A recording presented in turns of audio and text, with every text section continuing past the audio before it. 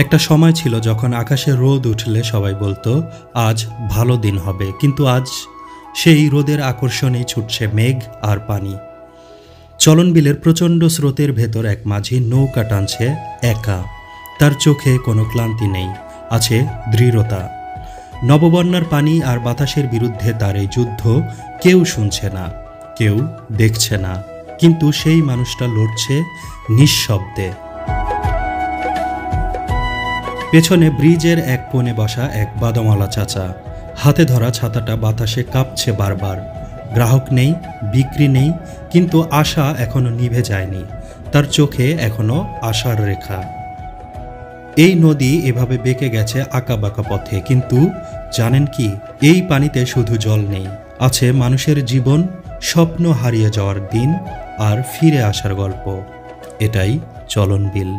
একপাশে প্রাচীন নদীর ধারা, অন্য পাশে আধুনিকতার ছোঁয়া, আর মাঝখানে আটকে থাকা এক প্রজন্ম, এক শেকড়, এক বিস্তৃত ইতিহাস।